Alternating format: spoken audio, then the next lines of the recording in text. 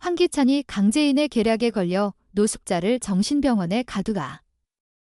강재인이 황기찬에게 내릴 다음 벌은 귀찮아. 엄마는 완전히 괜찮아. 엄마를 정신병원에 보내지 마. 강재인은 복수를 위해 치밀하게 짠 계획을 하나씩 실행해 나갔다. 그녀는 황기찬의 집에 다시 들어와 완벽한 아내의 모습을 연기했다. 부드러운 미소, 따뜻한 말투, 그리고 정갈하게 차려진 식탁. 그녀의 손길은 마치 과거에 행복했던 시간을 되살리는 듯 보였다. 황기찬은 점점 더 그녀의 연기에 빠져들었다. 재인이 정말로 기억을 잃은 것이라 믿으며 그녀의 다정함에 마음을 열었다. 하지만 재인의 눈빛은 차갑고 날카로웠다. 그녀의 미소 뒤에는 노숙자와 그 가족이 저지른 죄악에 대한 분노가 숨어 있었다. 과거, 노숙자는 자신의 아들과 공모해 재인을 정신병원에 가두려 했고 그녀의 삶을 송두리째 짓밟았다. 이제 재인은 그들에게 똑같은 고통을 돌려줄 때라고 다짐했다. 어느 날 저녁, 재인은 황기찬에게 함께 와인을 마시자고 제안했다. 그녀는 조용히 와인잔에 손을 뻗으며 그의 잔에 약을 탔다. 잠이 드는 약이었다. 황기찬은 아무것도 모른 채 잔을 비웠고 곧 깊은 잠에 빠져들었다. 다음 날 아침, 그는 옷이 벗겨진 채로 침대 위에서 깨어났다. 머릿속은 혼란으로 가득했고 전날 밤 무슨 일이 있었는지 전혀 기억나지 않았다. 재인은 곁에서 조용히 미소 지으며 그의 혼란을 지켜봤다. 그녀는 아무 말도 하지 않았지만 그 침묵은 황기찬의 마음에 죄책감을 심었다. 그는 자신이 재인과 선을 넘었다고 믿었다. 후 몇 주가 지나고 재인은 저녁 식사를 준비하며 갑작스레 구토를 했다. 식탁에 둘러앉은 가족들은 당황하며 그녀를 바라봤다. 그녀의 창백한 얼굴과 떨리는 손은 모두를 긴장하게 만들었다.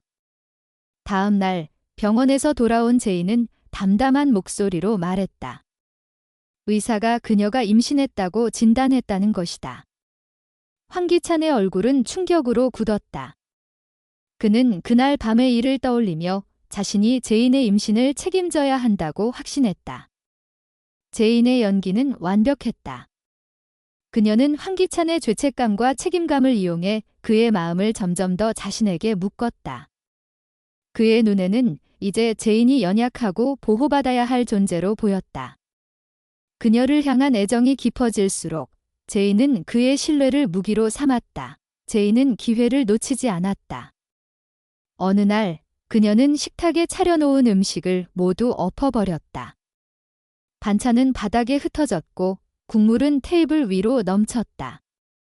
그녀는 눈물을 글썽이며 노숙자를 가리켰다. 노숙자가 자신의 음식을 망쳤다고 주장하며 떨리는 목소리로 울부짖었다.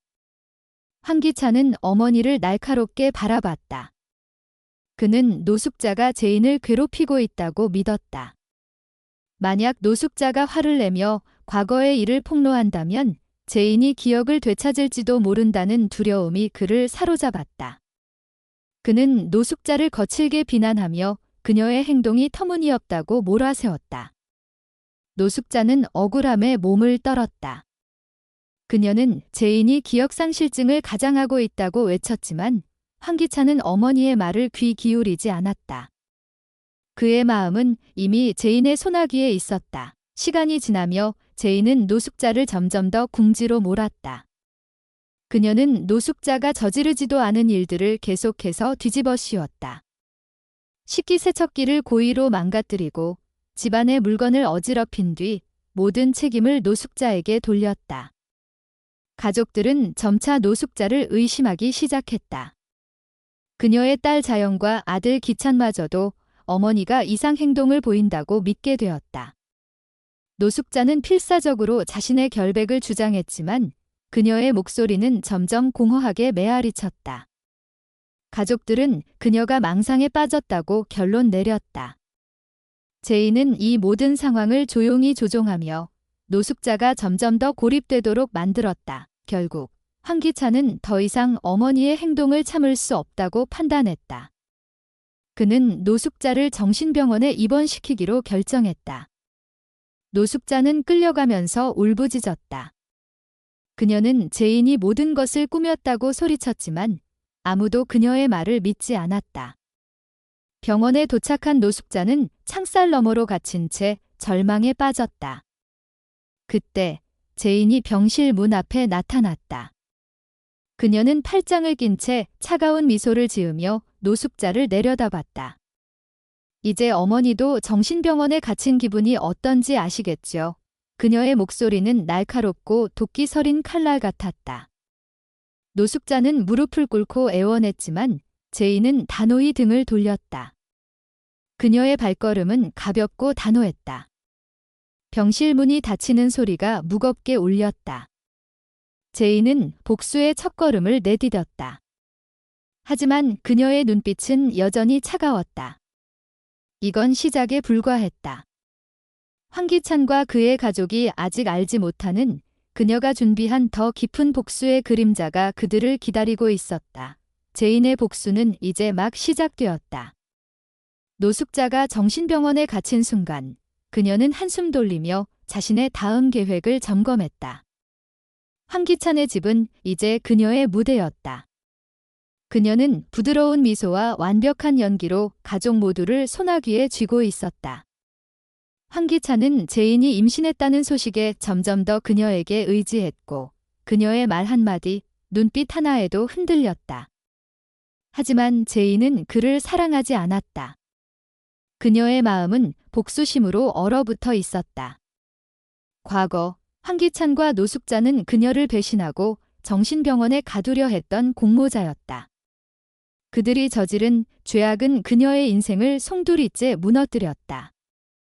이제 그들은 그 대가를 치를 때였다. 제인은 황기찬의 신뢰를 이용해 점점 더 대담한 행동을 이어갔다.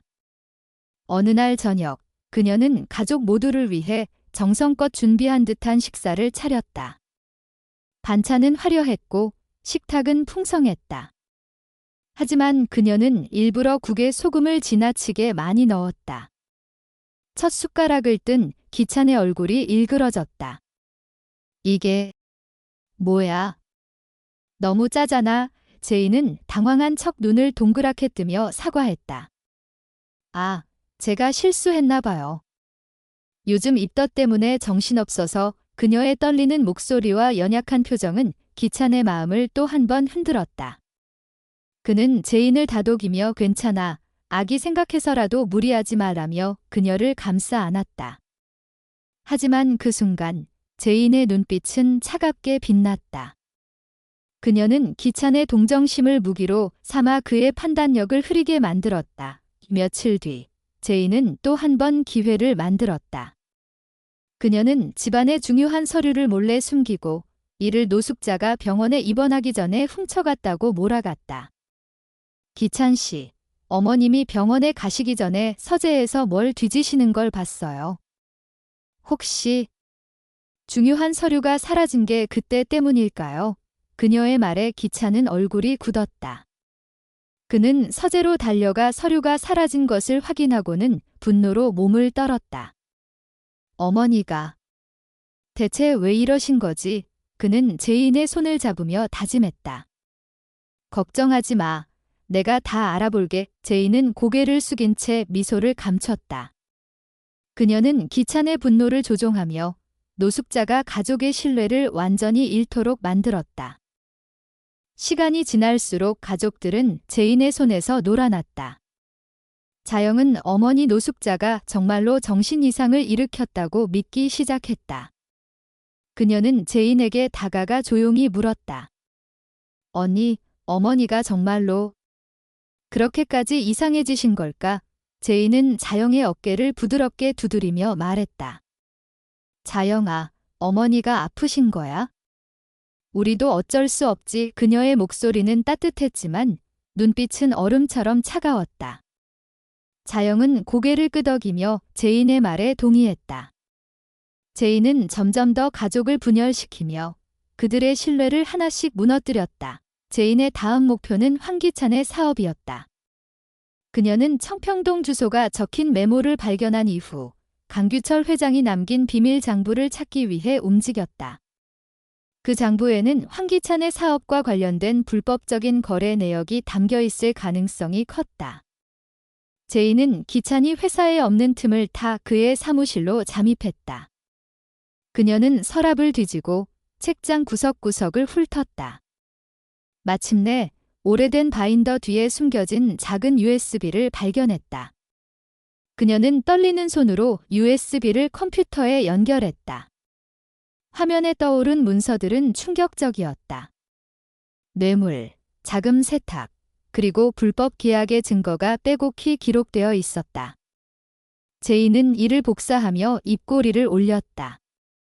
이걸로 넌 끝이야. 황기찬. 그녀는 이 정보를 언론에 제보할 계획을 세웠다. 하지만 아직 때가 아니었다. 그녀는 기찬의 완전한 몰락을 위해 더 큰 그림을 그리고 있었다. 한편 정신병원에 갇힌 노숙자는 점점 더 절망에 빠졌다. 그녀는 간호사들에게 제인이 모든 것을 꾸몄다고 호소했지만 아무도 그녀를 진지하게 듣지 않았다. 그 여자가 날 속였어. 날 여기 가둔 거야. 그녀의 외침은 병원 복도에 메아리 쳤지만 간호사들은 그녀를 진정시키기 위해 약을 투여할 뿐이었다.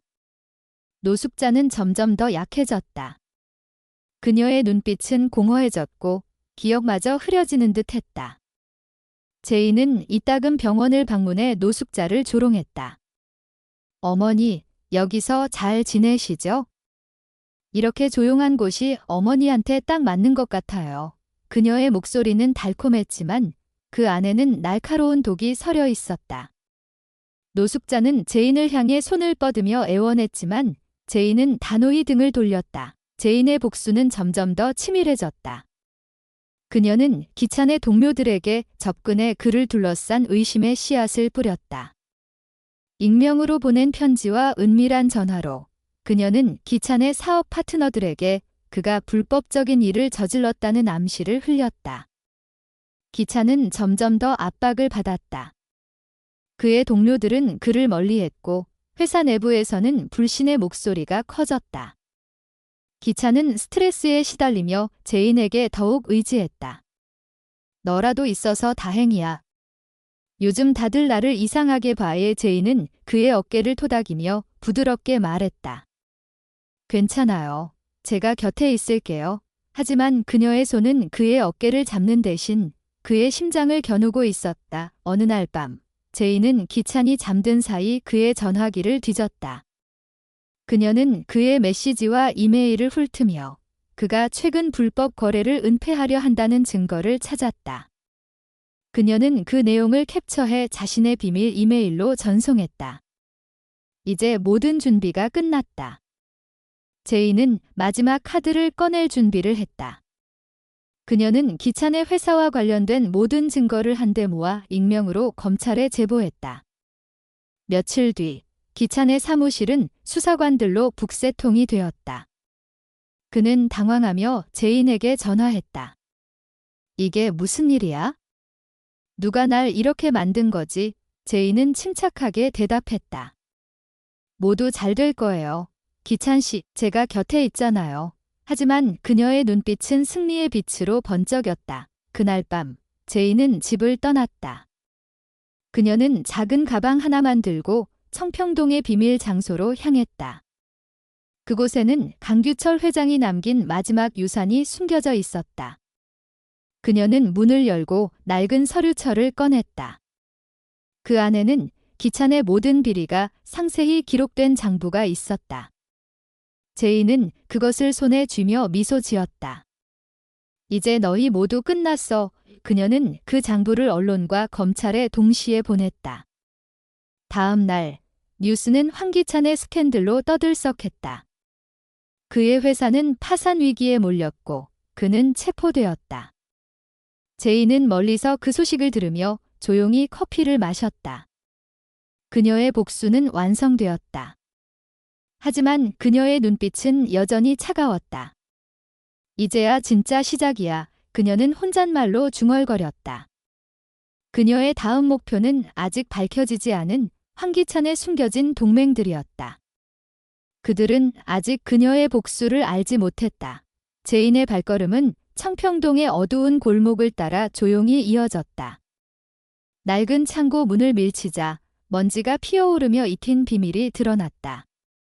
장부 안에는 황기찬의 비리뿐만 아니라 그의 숨겨진 동맹자들의 이름이 빼곡히 적혀 있었다. 정치인, 기업가, 심지어 경찰 고위층까지. 제인은 이를 보며 몸이 떨렸다. 이게 진짜야. 이들이 모두 한패였어. 그녀의 손이 장부를 움켜쥐었다. 이건 단순한 복수가 아니었다. 거대한 부패의 고리가 그녀의 인생을 망친 원흉이었다. 그녀는 장부를 스캔하며 다음 타겟을 정했다. 첫 번째 이름, 김태준, 황기찬의 비밀 자금줄을 쥔 정치인. 다음 날, 제인은 변장한 채 김태준의 사무실 근처를 맴돌았다. 그녀는 그의 일정을 미리 파악했다. 저녁 모임에서 그를 기다리며 그녀의 눈빛은 살기등등했다. 모임이 끝나고 김태준이 차에 오르는 순간 제인은 그림자처럼 다가갔다. 기억하세요? 강제인입니다. 그녀의 목소리가 낮게 울렸다. 김태준의 얼굴이 창백해졌다. 너, 내가 어떻게 여기, 그는 말을 더듬었지만 제인은 그의 목에 작은 칼을 들이밀었다. 황기찬이 무너졌어요. 다음은 당신 차례예요. 그녀는 그의 핸드폰을 빼앗아 메시지를 확인했다. 그 안에는 황기찬과의 불법 거래 증거가 가득했다. 김태준은 땀을 흘리며 애원했다. 제발, 돈을 줄게. 얼마든지. 하지만 제인은 차가운 미소를 지었다. 돈. 난 당신의 목숨을 원해요. 그날 밤, 제인은 김태준의 집으로 잠입했다. 집 안은 호화로웠지만 그녀의 발소리는 죽음의 전령처럼 조용했다. 그녀는 그의 서재에서 더 많은 증거를 찾았다. 숨겨진 금고 안에는 현금 무더기와 또 다른 장부가 있었다. 이게 다야? 이 부패의 끝이 어디까지지? 제인은 이를 복사하며 마음속으로 다짐했다. 이 모든 것을 폭로하면 서울 전체가 흔들릴 터였다. 하지만 갑자기 문이 열리는 소리가 났다. 김태준의 아내였다. 그녀는 제인을 보고 비명을 지르려 했지만 제인은 재빨리 그녀의 입을 틀어막았다. 조용히 해. 당신 남편이 무슨 짓을 했는지 알아. 제인은 그녀를 의자에 묶고 증거를 보여주었다. 아내의 눈에 눈물이 고였다. 그 사람이 그런 사람이었어. 충격에 휩싸인 아내는 제인을 도와주기로 했다.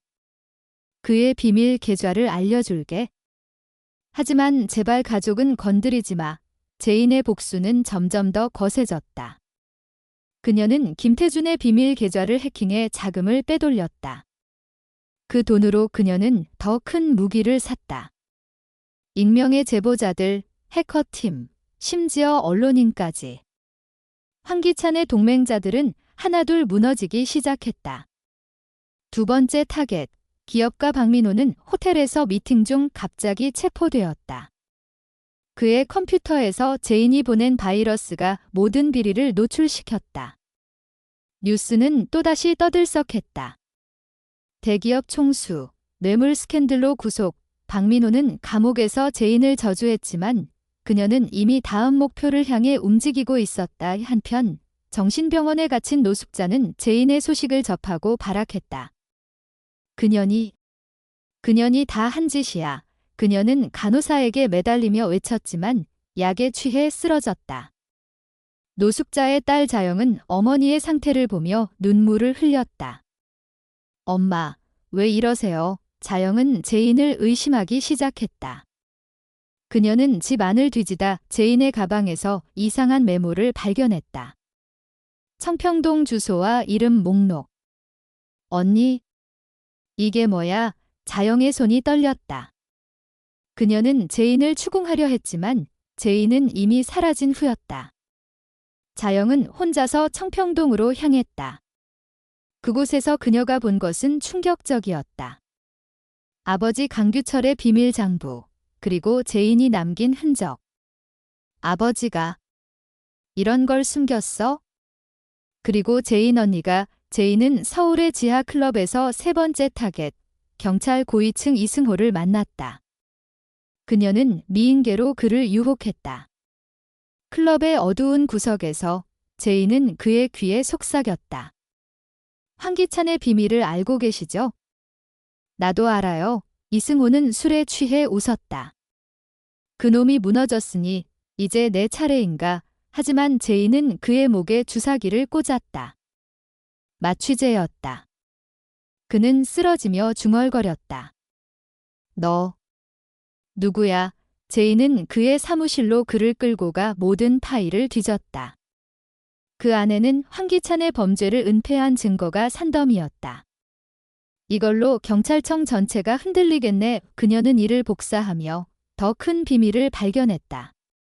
이승호가 황기찬의 아버지 강규철을 죽인 공모자라는 증언 녹음 우충격이 제인을 덮쳤다. 아버님이 살해당한 거였어. 그녀의 눈에 눈물이 고였다. 복수는 이제 개인적인 원한을 넘어섰다. 강규철의 죽음 뒤에는 거대한 음모가 있었다. 정치 권력, 돈, 그리고 배신. 제인은 녹음을 들으며 몸을 떨었다. 이게 끝이 아니야. 누가 진짜 주모자지? 그녀는 마지막 이름, 최상위 정치인 한정우를 노렸다. 그는 국회의원으로 모든 고리의 정점이었다. 제인은 그를 만나기 위해 위장 신분으로 의회에 잠입했다. 로비에서 그를 기다리며 그녀의 심장은 쿵쾅거렸다. 한정우가 나타나자 제인은 다가갔다. 의원님, 황기찬의 비밀을 아세요? 한정우의 눈이 커졌다. 너는 강제인.